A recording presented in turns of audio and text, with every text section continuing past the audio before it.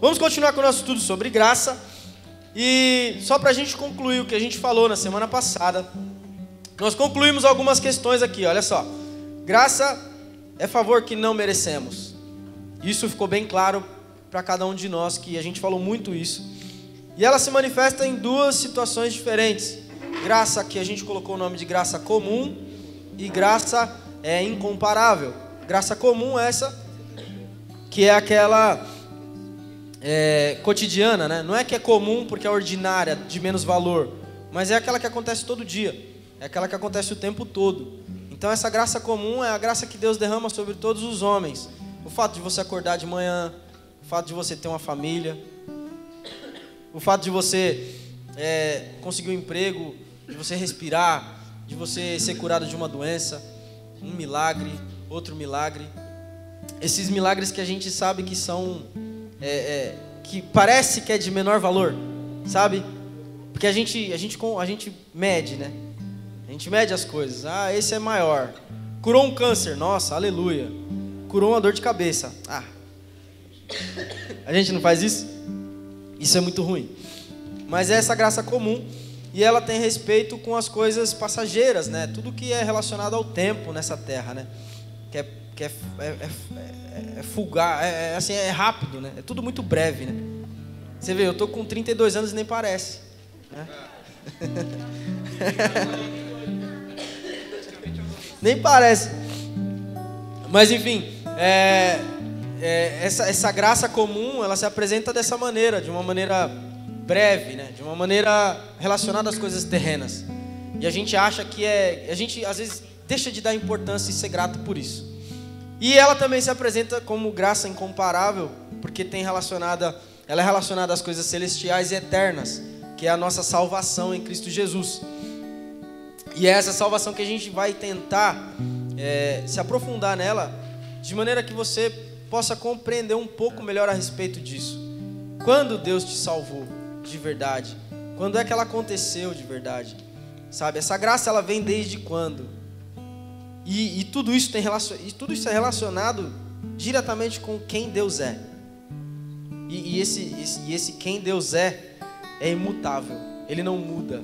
Ele não vacila, ele não cochila, ele não esmorece, ele não fica mais fraco, ele não fica mais forte, porque ele é. Nós não somos. Eu estava mais saudável semana passada, agora eu estou meio borocochô, mas eu não posso dizer que eu sou alguma coisa. Eu mudo o tempo todo. O tempo todo a gente muda. Você era uma pessoa antes desse estudo. Hoje você vai aprender algumas coisas, amanhã o seu entendimento vai estar um pouco diferente, então você já não é mais o mesmo. Suas células do corpo mudam o tempo todo, morrem, se regeneram, mudam. Seu cabelo não é mais o mesmo, sua pele não é mais a mesma. Então a gente muda o tempo todo, por mais que a gente não perceba. Deus não muda, tá certo? E a gente vai tentando aí. Mas enfim, a gente então perguntas, né? Algumas perguntas surgem, né? Quando essa graça aconteceu? Foi quando você nasceu? Foi quando você foi concebido?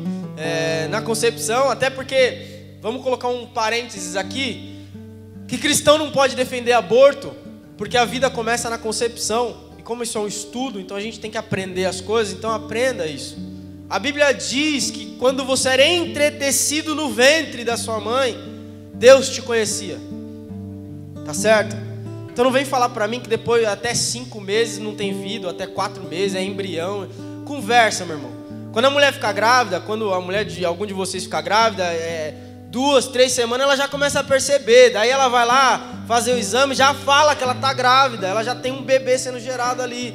E aborto é interromper uma vida em curso, tá certo? E se você for ver na lei, interromper uma vida em curso é assassinato, tá certo? Não aquela com questão de punição, tá? Tá ok? Questão de punição é uma coisa. Tem países que a lei diz que se você fizer determinada coisa, você tem que morrer, que é pena de morte. Mas aí não é crime, não é assassinato. Por quê? Porque estava dito na lei que se você fizesse tal crime, você seria morto. Então era uma punição ali. Assim como no Antigo Testamento, Deus mandava matar um monte de gente. E aí tem gente falando, Deus é assassino. Não, vai ler. Deus fala que punia essas nações pelos crimes que eles cometiam. Eles queimavam os filhos no fogo, mano, para adorar deuses estranhos. Eles queimavam criança, eles cometiam todo tipo de atrocidade. E Deus fala, vai lá e acaba com todo mundo, para acabar com essa prática.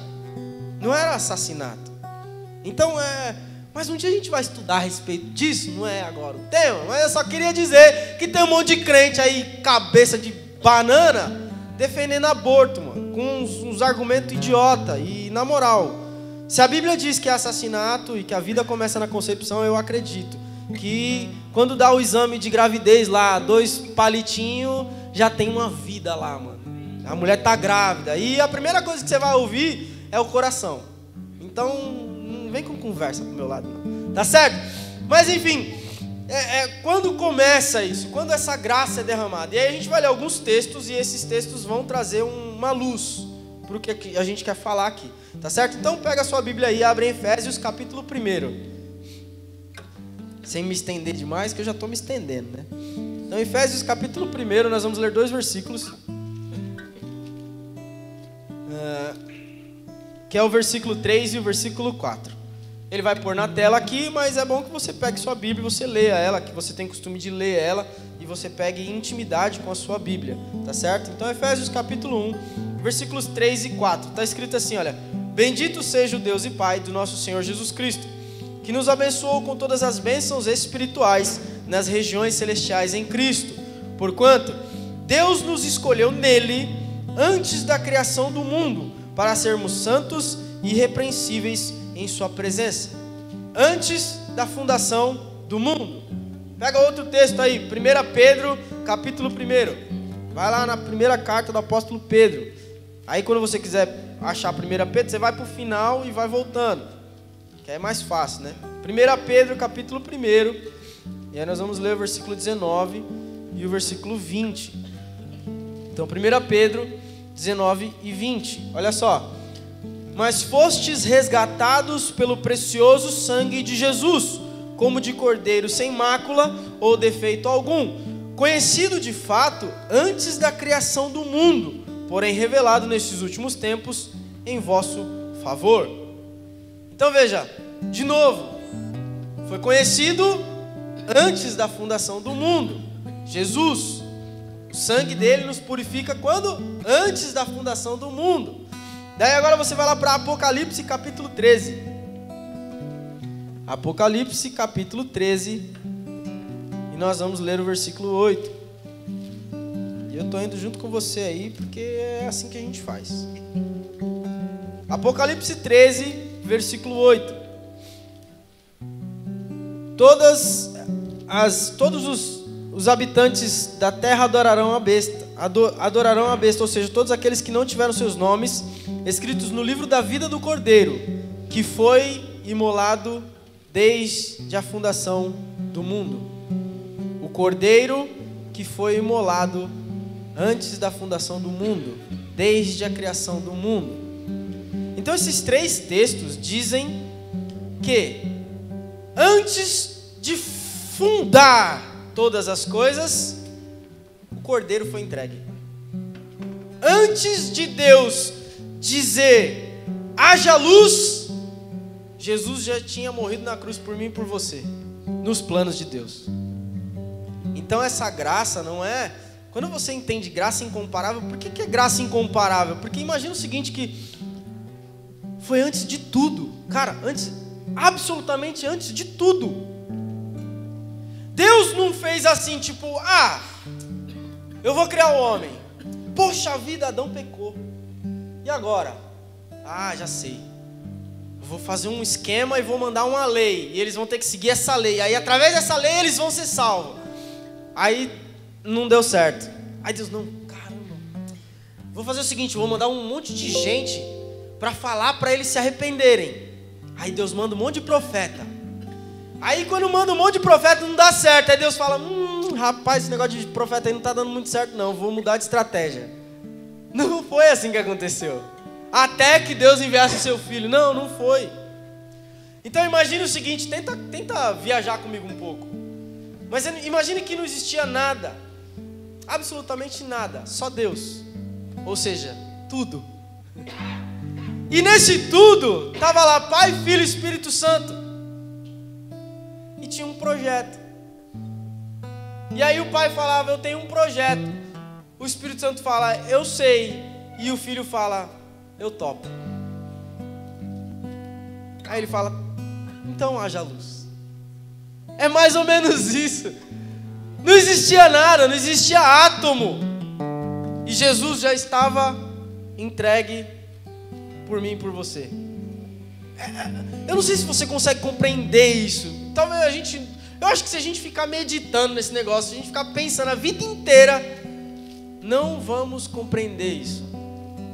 Porque é demais, é muito pra gente entender. A gente entende tempo, né? Data, época, horário, sabe? Se tá avançado, se não tá, que a gente tá ficando velho ou tá mais jovem, se a gente tá acabado. A gente entende dessas coisas, coisas que a gente vê. Mas coisas que fogem à história, por exemplo. Porque quando tem escrito a gente lê, né? A gente aprende. A história do Brasil, a história de não sei o quê. E aí a gente vai aprendendo, mas, cara, antes de tudo isso, como é que era antes de tudo isso? Eu não sei como é que era antes de tudo isso. O que eu sei é que antes de tudo isso, Jesus já estava decidido a se entregar por mim e por você. A cruz já estava planejada. Ele já tinha olhado para você. E aí, como é que funciona isso, sabe? A gente tem que entender algumas questões a respeito de Deus. Porque para entender a graça, você tem que entender quem Deus é. E para entender quem Deus é, a gente só vai conseguir entender algumas partículas de Deus, porque é só o que Ele escreveu na palavra dele. A gente não vai entender mais do que Deus falou. Eu e você, por mais que a gente se forme em teologia, jamais a gente vai saber e compreender exatamente como Deus é, ou como Deus pensa. Então não importa o quanto você estude, deixa eu te dar uma lição de vida agora. Estudar a Bíblia não tem prazo de validade. Entenda isso.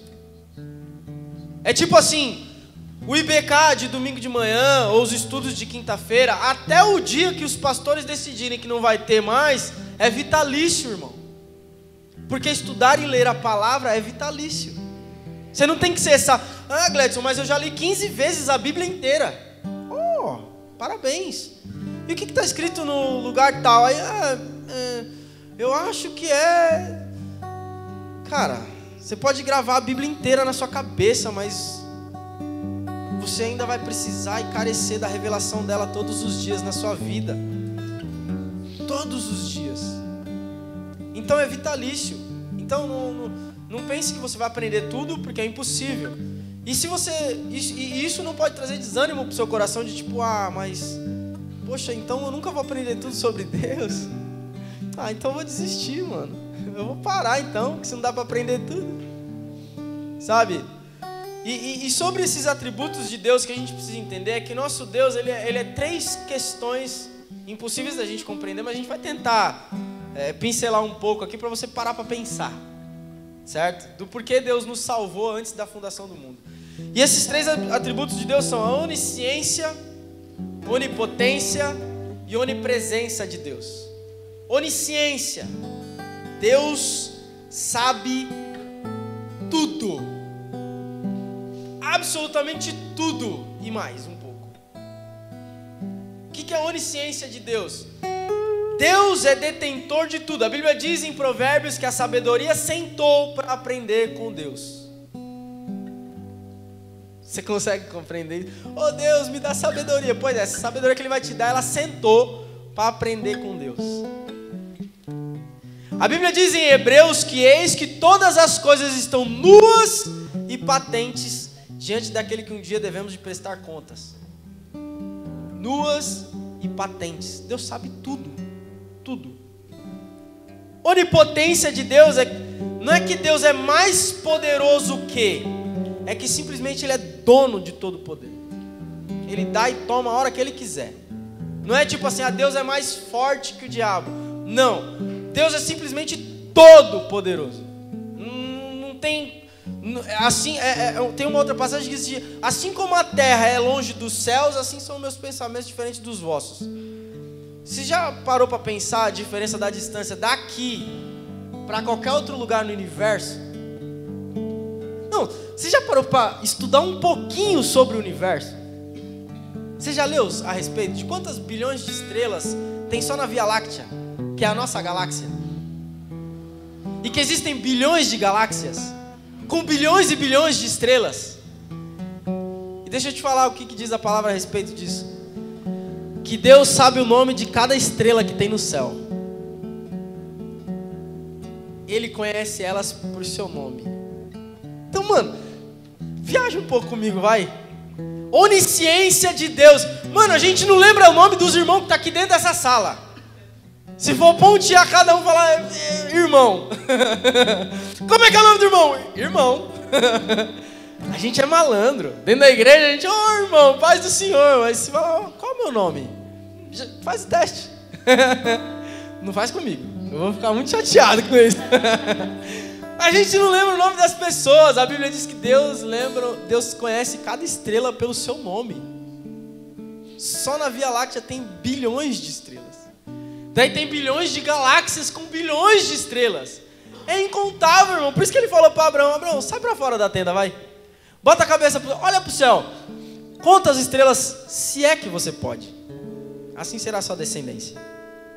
Compreende isso. Você está tentando entender essas coisas. Onisciência de Deus, onipotência de Deus e onipresença de Deus. Eu quero explicar para você que é o seguinte: a onipresença de Deus não é que Deus está em todos os lugares, porque aí isso pode abrir um parênteses, né? Porque a gente acha que Deus está, não, Deus está comigo em todos os lugares. A Bíblia diz que Deus não faz, o que faz separação entre mim e vós são os vossos pecados. E nós já estudamos isso aqui, já falamos que os nossos pecados fazem com que Deus vire o rosto. Então não vem falar para mim que Deus está em qualquer lugar que você pisar. O que quer dizer onipresença de Deus é que nenhum lugar na terra está inalcançável para Ele. Ele pode chegar lá e fazer o que Ele quiser, mas não quer dizer que Ele vai lá. A Bíblia diz que Deus criou todas as coisas, que Ele faz o bem, mas que Ele cria o mal. Ele não faz o mal. Então se você está num lugar de maldade, não espere que Deus está lá do seu lado, né, amigão? Um lugar de pecado, você, não, Deus está comigo aqui. Tá não, pode ter um monte de capeta do seu lado lá, mas Deus não vai estar não. Ele vai estar de olho lá, vai estar vendo o que está acontecendo lá.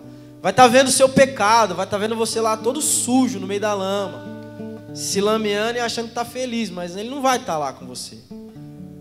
Onipresença de Deus quer dizer que Ele tem presença, Ele pode ver ali, Ele pode estar lá se Ele quiser. Ele tem essa condição. E é isso que a gente nunca vai entender, porque esses atributos de Deus fazem com que Ele seja atemporal. O que quer dizer atemporal?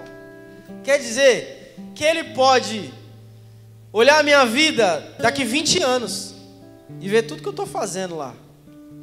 Eu não faço ideia do que eu vou estar fazendo daqui 20 anos. Não sei nem se eu vou estar vivo, mas Ele pode fazer isso. Deus está além do tempo.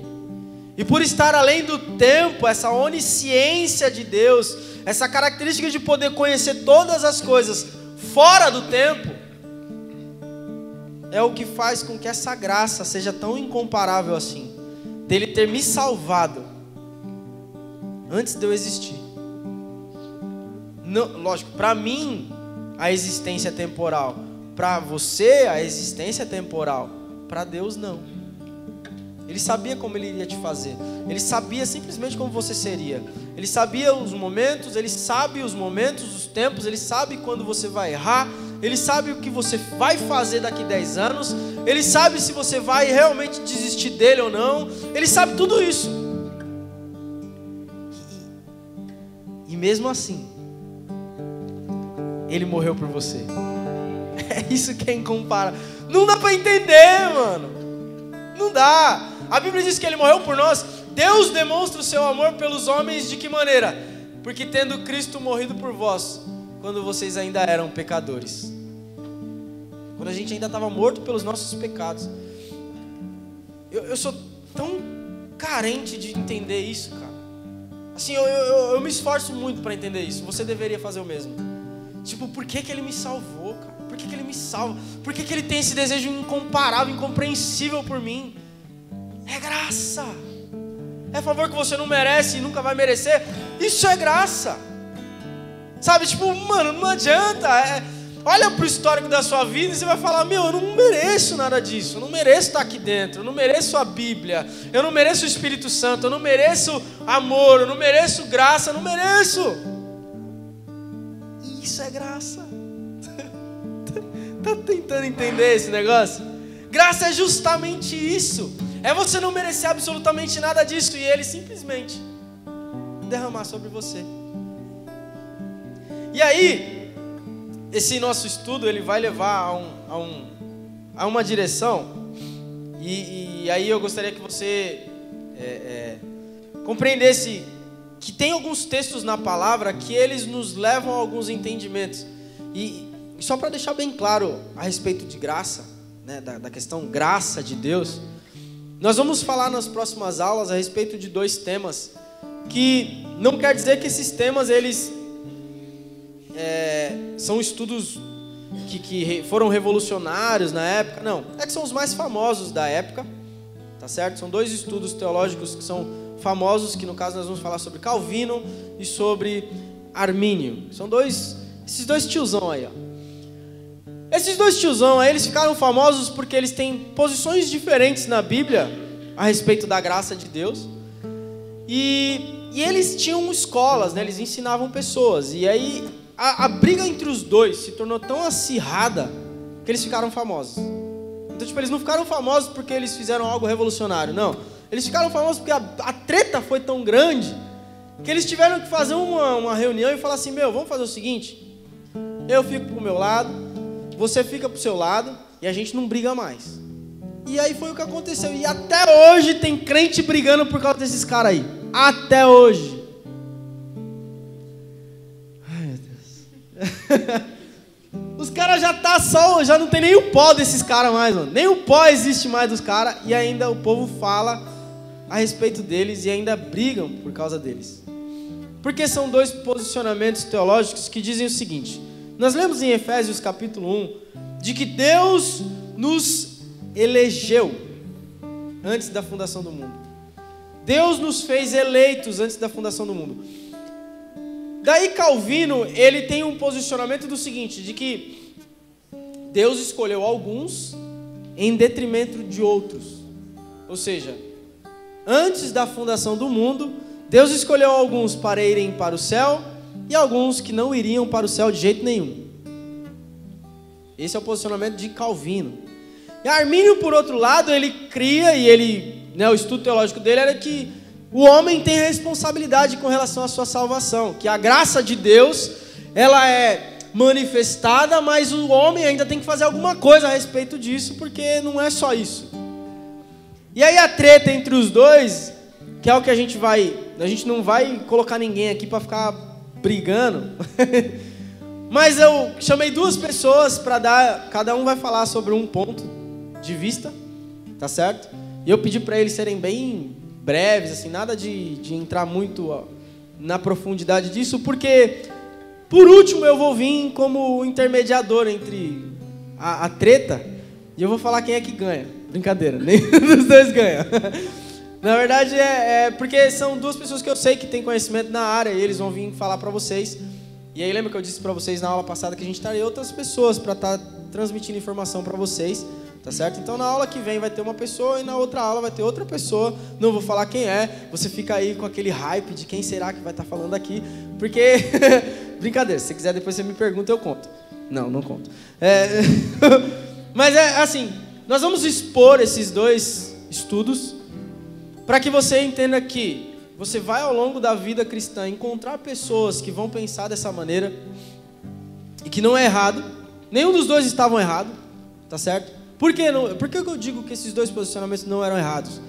Porque se você for levar em consideração o que Calvino fala que estava escrito, você vai falar, Calvino tem razão. E se você parar para pensar no que Armínio estava falando e nos textos que ele fala, você vai falar, Armínio tinha razão. E aí você vai ficar confuso. Porque você não vai conseguir apoiar os dois ao mesmo tempo, porque eles não se apoiavam. O que na verdade é um equívoco. Eu disse para vocês, e eu vou lembrar sempre vocês a respeito dessa frase que eu falo no IBK, e eu gostaria que você guardasse isso no fundo do seu coração e da sua alma, que maior é aquele que nos une do que aquilo que nos separa. Não importa as opiniões um pouco divergentes. Eu não estou falando de heresia, gente. Não estamos falando de heresia. Cristão que defende heresia está equivocado, precisa voltar para dentro da Bíblia de novo, se converter, aceitar Jesus, nascer de novo e aí virar uma nova criatura, certo? Que é o caso do aborto. Quem defende aborto tem que voltar para a Bíblia de novo, tem que ler, entender a história e tudo mais, enfim. E outras questões. Tem muita heresia por aí. Mas esses caras, eles não defendem. Calvino até tinha um ponto herege no estudo dele. E aí eu vou pontuar para vocês depois. Tá certo? Que é uma questão... É uma heresia porque é contra o que está escrito na Bíblia. Tá certo? E aí a gente vai pontuar isso aí. Mas nós não estamos falando a respeito de heresia. Tem gente que defende questões que estão na Bíblia. Guarda do sábado, por exemplo. Tem gente que se divide porque tem uma igreja que guarda sábado e a outra não guarda. Paulo foi enfático com relação a isso na carta aos Coríntios, gente. Que não importa se você guarda o sábado ou não, mas se você o faz para a glória do Senhor, amém. Não tem problema nenhum. E aí ele fala assim, se você atingir um nível de maturidade espiritual um pouco maior, sabendo que você não precisa guardar os dias para adorar a Deus, também não repreenda as pessoas. Em outras palavras, Paulo estava falando assim, se você tiver que guardar o sábado para não trazer nenhum constrangimento para ninguém, guarda. Mas não tem gente, guardar o sábado. Isso aí não está na Bíblia. Tá na Bíblia. E Paulo aconselha a respeito disso. Em outro lugar, Paulo fala assim, ai de mim, que se eu comer carne, escandalize o meu irmão. Nunca mais comerei carne, ele fala. Com relação ao alimento consagrado, né? Tem as festinhas de negócio de dar doce para as crianças. Lá ele explica, gente. Está na Bíblia. Ele fala, se você sabe que é consagrado, não come. Mas se você não sabe se aquilo foi consagrado ou não, abençoa e come, porque tudo que Deus fez é bom. Então se você sabe, você viu o cara lá, xonhonhon, e vai te servir e fala, não quero não. Não quero não, porque isso aí está consagrado. Agora se você não viu, tem gente que tem. Você conhece alguém que não come coisa que é feita por outra pessoa? Ah não sei quem fez, vai saber. Vai saber. E esse vai saber se tem alguma quizumba lá no negócio. Não é a questão de ter veneno. A pessoa não tem medo, ou se a pessoa é meia sujinha. Sabe? Eu só como coisa de gente limpa. Mano, tem bactéria em tudo que é lugar, gente. Para com esse negócio aí. Eu sou do tempo que caía no chão, a gente dava uma sopradinha e comia e falava, o que não mata engorda. Não era? É só desse tempo aí, meu. Eu comia salgadinho sentado na calçada, lá na beira do campinho, entendeu? Com as mãos todas sujas de terra. Mano, tinha uma barriguinha de verme, mas depois ela some. Sabe? Então, Paulo explica, Paulo ensina a respeito disso. E aí a gente vem para a igreja, se converte a Cristo, mas a gente ainda carrega todos aqueles patuá que a gente trazia do mundo. Então, não. Se você não sabe que foi consagrado, abençoa a hora. Sabe? E abençoa mesmo. O Senhor está abençoado no nome de Jesus. E que venha, sabe? Vem pro ventre. Sabe? Come. Tenha paz, mano. O problema é que a falta de conhecimento faz a gente perecer muito. A gente carece muito de conhecer as coisas. Tá certo? Então, maior é aquele que nos une do que aquilo que nos separa. Às vezes eu sou corintiano, você é palmeirense, cara, maior é Cristo que nos une do que os times que nos separam. Aí tem gente que briga, tem gente que se divide.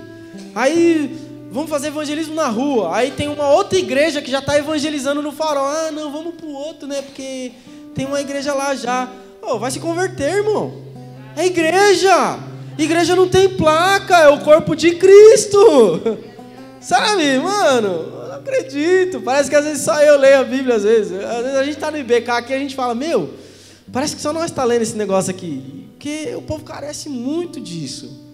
Então, a gente vai só expor esses 2 pontos para você entender que existem pessoas que pensam de um lado e existem pessoas que pensam do outro. E por último eu vou falar a minha opinião e eu acredito que essa opinião vai trazer clareza para você. A respeito dessas discussões que não levam a lugar nenhum, Paulo fala. Paulo fala, é discussão vã, não acrescenta nada para ninguém. E Paulo, por outro lado, fala assim, quando vocês se reunirem, que haja salmos, que haja cânticos de alegria, que haja clamor e ações de graças ao Senhor. Não discussão tola. Aí a gente se reúne para ficar discutindo. A gente se junta para debater, a gente se junta para falar mal dos outros. Né? Aqui ninguém faz isso. Aqui a gente não fala mal dos outros. A gente só comenta, né? Às vezes. É pecado, né? Mas tudo bem. Mas enfim, gente. Graça é a respeito de você entender que não importa o tempo, não importa o posicionamento teológico, não importa a placa da igreja. A graça incomparável, ela é estendida a cada um. E é isso que tem que fazer o seu coração ser completamente agradecido. A gente reclama muito da vida. A gente reclama muito da nossa história. A gente reclama muito se está pesado o fardo ou se não está. A gente reclama muito de tudo. A igreja, nossa, o culto estava cheio hoje. Nossa, o irmão foi... Sabe, tudo a gente tem um ponto para a gente criticar. Quando na verdade nós temos muito mais motivos para agradecer. Para dizer, Senhor, obrigado, que eu consegui no culto. Daí eu até dei um exemplo na semana passada. Eu disse, sabe, a gente não é grato pela graça comum, que acontece todo dia, porque a gente não faz ideia do que é ter um parente, às vezes, que está morrendo no hospital. E aquele mais um dia faz toda a diferença. Sabe, câncer terminal, que a pessoa está morrendo, gente. Não tem mais o que fazer. E aí você está ali do lado na cama, só esperando, acorda de novo. Acorda mais um dia. Marido que está esperando a esposa, o médico já falou, é 1 semana. E o cara fica orando, Senhor, dá mais um dia com ela para mim. Dá mais um dia. Essa pessoa vai valorizar o dia dela e ser grato por cada segundo. E a gente acorda todo dia com raiva, porque está nublado, porque está frio, porque meu pé está gelado, porque o arroz estava salgado, porque o bife estava duro, porque, sabe? Seja grato, igreja, seja grata. Vai acontecer coisa ruim, vai, mas muito maiores são os milagres que acontecem todos os dias na nossa vida. Não perca tempo, Esse estudo é para abrir os seus olhos, que às vezes nós perdemos muito tempo. E tempo para mim e para você é precioso. Para Deus é atemporal. Mas para mim e para você, cada segundo conta. Porque tem gente que vai sentir só saudade de você se você morrer. E tem gente que se morrer você vai sentir muita saudade. E a gente, ao invés de aproveitar a presença das pessoas, a gente perde tempo. Brigando, reclamando, dormindo. Né? Eu sei que é difícil para os homens, porque eu também, quando chego em casa, o disjuntor tem um timer. Tem um timer em mim, sabe? Tem um reloginho ligado que quando determinada hora bate, eu tô assim já, ó. Tá entrando em estado de choque. Mas a gente tem que se esforçar, mano. Levanta, lava o rosto à noite para conseguir ficar mais um pouquinho acordado. Dá atenção para os filhos, dá atenção para a esposa, para a família. Isso é graça. Porque temos a oportunidade de fazer essas coisas. Tá certo? E aí, quinta-feira que vem a gente continua. Quinta-feira que vem nós vamos falar sobre calvinismo.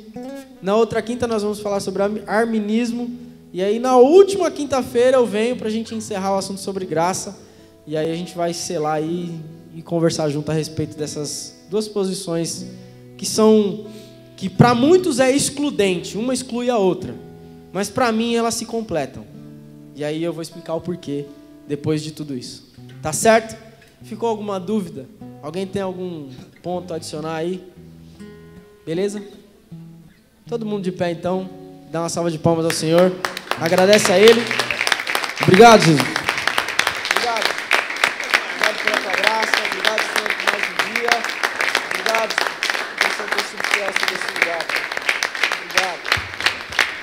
Obrigado, Jesus, porque eu parei de tossir, Pai. Olha o milagre aí, ó. A gente não é grato sobre nada. Eu parei de tossir, você viu? É graça comum, isso é graça que acontece o tempo todo, rapaz. Tava tossindo igual uma vaca velha aqui. Nem lembrei que eu tava doente. Lembrei agora, ó. Pastor, tem algum aviso? Então, vamos embora para casa. Pega na mão do irmão que está do seu lado, por gentileza. Se você não cumprimentou ele ainda, dá a paz do Senhor para ele. Brincadeira. Vamos agradecer ao Senhor, vamos orar. Pedir para Ele guardar a nossa volta aos nossos lares, para Ele guardar a nossa família, continuar guardando o nosso coração. E eu acho que nesse estudo sobre graça, a gente precisa pedir para Ele nos ensinar a ser grato por essa graça maravilhosa e incomparável que a gente recebe todo segundo da nossa vida. Tanto livramento, tanto milagre, tanta coisa boa que Deus fez por você ao longo da sua história e tem feito, e todo dia a gente precisa ser mais grato. Então que a gente aprenda a ser grato por tudo que Ele tem feito, tá certo? Feche seus olhos, vamos orar. Senhor Jesus, obrigado, Pai, por esse dia, obrigado por esse momento que temos compartilhado aqui, Senhor.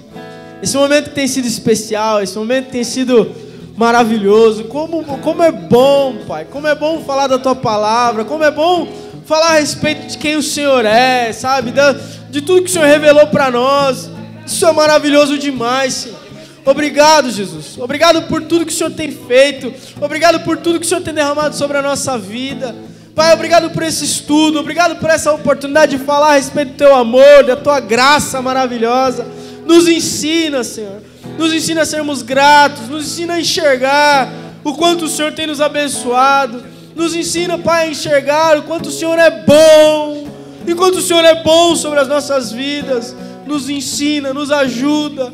Nos ajuda, Espírito Santo, a entender tantos benefícios que o Senhor tem derramado sobre nós, Pai. Nos ensina a Tua igreja, nos ensina a sermos gratos, nos ensina a dar graças todos os dias, nos ensina a dar graça a respeito de tudo que o Senhor é. Se as coisas aos nossos olhos estão boas ou não, nós devemos saber que o Senhor tem cuidado de nós. O Senhor é Deus de perto e não de longe, aleluia. Oh, Pai, leva o Teu povo debaixo da Tua mão poderosa, Senhor. Leva eles guardados e protegidos por Tuas mãos, Senhor. Guarda o coração de cada um, guarda o coração da nossa família, guarda o coração dos nossos amigos. Abençoa os nossos inimigos e aqueles que nos perseguem, Senhor. Abençoa aqueles que carecem, Pai, de milagres maiores do que nós podemos perceber, Pai. Cura, derrama os Teus milagres, que através desse restante de semana a gente possa ver o quanto o Senhor é bom, Pai. Que esse final de semana começa amanhã, a gente possa ver o quanto o Senhor é bom, o quanto o Senhor é maravilhoso. Que ao acordar amanhã de manhã, possamos dar graças, porque estamos acordando, porque temos um lar, porque temos uma cama. Gratos por coisas simples, que são milagres, e nunca deixarão de ser milagres, e graças sobre a nossa vida. Abençoa o Teu povo e leva eles, Pai, para esse restante de semana maravilhoso, e que o Senhor possa multiplicar ainda mais a Tua presença sobre a vida de cada um deles. No nome de Jesus nós te oramos, te agradecemos.